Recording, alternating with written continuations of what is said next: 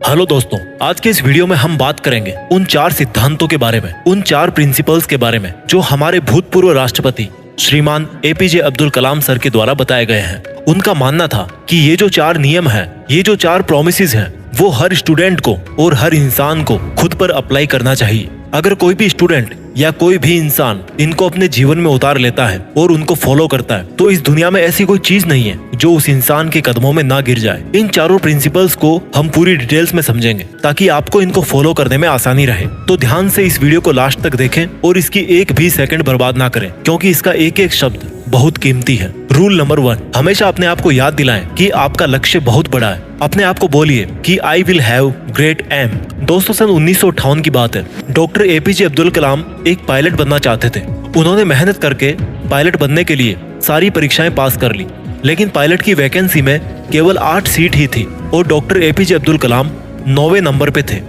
अब उनका सिलेक्शन केवल तभी हो सकता था जब उनके ऊपर के 8 कैंडिडेट्स में से या तो कोई अपनी वैकेंसी छोड़ दे या फिर मेडिकल में आउट हो जाए। लेकिन उनको इस बात का काफी डिसअपॉइंटमेंट हुआ कि उनका केवल एक रैंक की वजह से वो सिलेक्शन से आउट हो गए। लेकिन उन्होंने ये स्वीकार किया कि it was a disappointment for me but disappointment could not defeat me, यानी कि मैं निराश जरूर हुआ था लेकिन निराशा कभी मुझे हरा नहीं सकी। उन्होंने ठान लिया था कि भले ही पायलट बनके एयरक्राफ्ट ना उड़ा सकूं, लेकिन एक इंजीनियर बनके, एक साइंटिस्ट बनके मैं एयरक्राफ्ट जरूर बना सकता हूँ, मिसाइल बना सकता हूँ, रॉकेट बना सकता हूँ। और दोस्तों, ये तो किसी को नहीं पता कि अगर डॉक्टर एपीजे अब्दुल कलाम पायलट बनते तो वो कहाँ तक पहुँच पाते। लेकिन उन्होंने इस बात को जरूर साबित किया कि अगर वो पायलट नहीं बन पाए तो उन्होंने मिसाइल्स और रॉकेट जरूर बना दिए। और वो भले ही इंडियन एयरफोर्स के पायलट नहीं बन पाए, लेकिन राष्ट्रपति जरूर बने, जो कि तीनों सेनाओं के कमांडर इन चीफ होते हैं। और तीनों सेनाओं में आर्मी, नेवी और एयरफोर्स भी होती है। दोस्तों, उनका कहा गया रूल नंबर 1 कि हमेशा अपने आप को बोलिए कि I will have great aim, मैं अपना लक्ष्य ऊंचा रखूंगा। ये प्रॉमिस हमेशा अपने आप को याद दिलाते रहें। रूल नंबर 2, दोस्तों, रूल नंबर 1 के बाद में बात करते हैं रूल नंबर 2 की। रूल नंबर 2 है हमेशा अपने आप से बोलिए कि I will continuously acquire knowledge, यानी कि मैं हमेशा लगातार ज्ञान हासिल करता रहूंगा।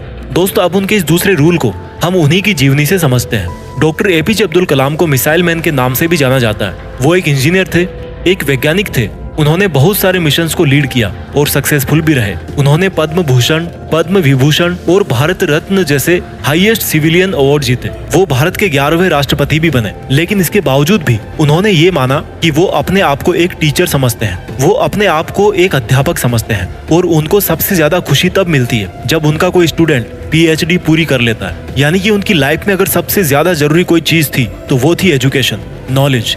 उनका मानना था कि एजुकेशन के लिए, यानी कि ज्ञान के लिए, जो सबसे बेस्ट टाइम होता है वो होता है स्टूडेंट लाइफ। और किसी भी इंसान की सक्सेस के पीछे उसकी एजुकेशन का, उसके नॉलेज का सबसे बड़ा हाथ होता है। उनका ये मानना था कि अगर एक स्टूडेंट का सबसे प्राइमरी कोई जॉब है तो वो है अच्छी शिक्षा ग्रहण करना। एक विद्यार्थी को एजुकेशन के अलावा किसी दूसरी चीज के बारे में नहीं सोचना चाहिए। अगर एक स्टूडेंट एजुकेशन के अलावा कुछ और करना चाहता है तो वो वीकेंड्स में किसी हॉस्पिटल के बाहर गरीब लोगों के प्रति अपनी संवेदना व्यक्त कर सकता है, उन्हें खाना दे सकता है, उन्हें खुशी दे सकता है, पेड़ पौधे लगा सकता है, दूसरे लोगों को भी शिक्षा दे सकता है। लेकिन इन सब कामों के बावजूद भी एक स्टूडेंट के लिए केवल नॉलेज हासिल करना ही सबसे पहली प्राथमिकता होनी चाहिए। यानी कि आपको हमेशा अपने आप को ये याद दिलाना है कि चाहे कुछ भी हो, मैं सीखना नहीं छोड़ूंगा। दोस्तों, पहला रूल था अपने आप को याद दिलाना कि I will have great aim, और दूसरा रूल है अपने आप को याद दिलाना कि I will continuously acquire knowledge. इसके बाद में बात करते हैं रूल नंबर 3 की।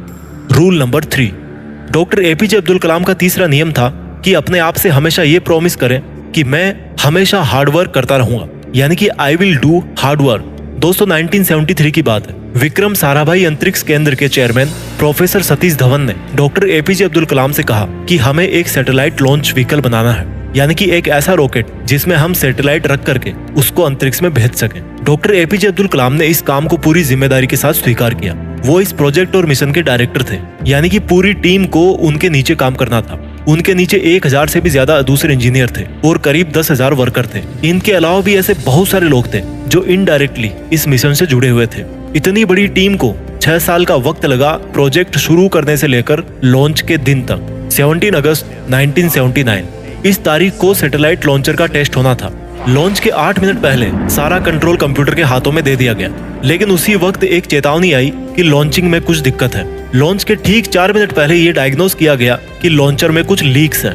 लेकिन उनके टीम के जो एक्सपर्ट थे उनकी ये राय थी कि लीक्स के बावजूद भी रॉकेट में इतना सफिशिएंट ऑक्सीडाइजर है कि वो अपना लॉन्च जारी रख सकते हैं। और मिशन लीडर होने की वजह से डॉक्टर कलाम को ये डिसीजन लेना पड़ा कि वो रॉकेट को लॉन्च करेंगे। लेकिन लॉन्च के कुछ मिनट्स बाद ही वो रॉकेट पृथ्वी की कक्षा में ना जाकर बंगाल की खाड़ी में जाकर गिर गया। 6 साल की मेहनत, हजारों लोगों के कई लाखों वर्किंग आवर्स, जनता का पैसा और मिशन फेल हो गया 2 मिनट में। लेकिन जैसा कि डॉक्टर एपीजे अब्दुल कलाम रूल नंबर 3 में बताते हैं कि हमेशा अपने आप को याद दिलाते रहें कि आप कड़ी मेहनत करते रहेंगे। ठीक उसी नियम का अनुसरण करके डॉक्टर कलाम ने अपनी टीम के साथ 1 साल और कड़ी मेहनत करी और प्रोजेक्ट के शुरू होने के 7 साल बाद आखिरकार उन्होंने साबित करके दिखाया कि कड़ी मेहनत आपकी असफलता को सफलता में बदल सकती है। यानी कि दोस्तों, हमेशा अपने आप से कहते रहें कि I will do hard work. 4 rules में से 3 रूल्स हमने समझ लिए। रूल नंबर 1 था हमेशा अपने आप से कहें कि I will have great aim. Rule number 2, हमेशा अपने आप को याद दिलाएं कि I will continuously acquire knowledge. और रूल नंबर 3 है I will do hard work. अब बात करते हैं रूल नंबर 4 की।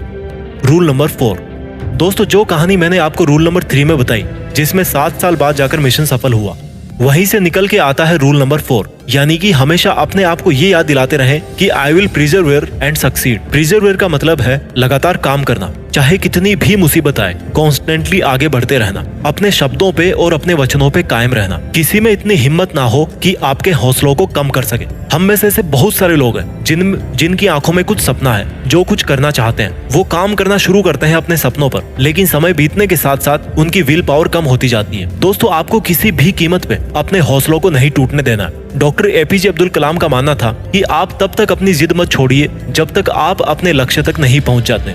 और आपका लक्ष्य है आपकी यूनिकनेस, आपका सबसे अलग होना, आपकी पहचान सबसे अलग होना। और आपके इस यूनिक बनने के सफर में आपकी मुसीबतों का सबसे अहम रोल होता है। अगर आपने अपनी मुसीबतों से डरना छोड़ दिया, उन पर से ध्यान हटाकर उनके हल के बारे में सोचना शुरू कर दिया और उस पर काम करना शुरू कर दिया, तो आप किसी ना किसी दिन इस दुनिया में सफल जरूर हो जाओगे। दोस्तों, इस वीडियो के लास्ट में मैं इन चारों रूल्स को रिवाइज कर देता हूँ। रूल नंबर 1, अपने आप को याद दिलाएं कि आपके पास में एक बहुत बड़ा सपना है। You must have a big dream.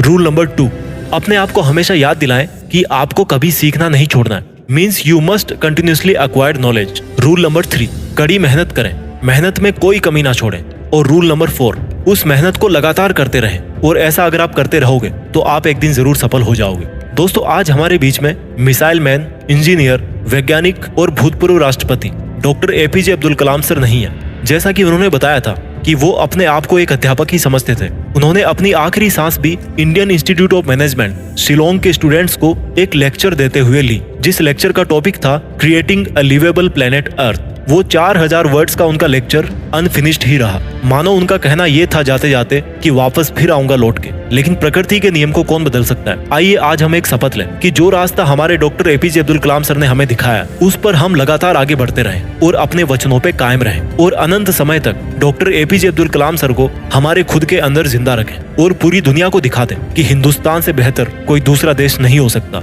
अपने सपनों का पूरी रफ्तार के साथ पीछा करते रहिए और देश में खुद के साथ साथ दुनिया में देश का नाम भी कीजिए। जय हिंद, वंदे मातरम।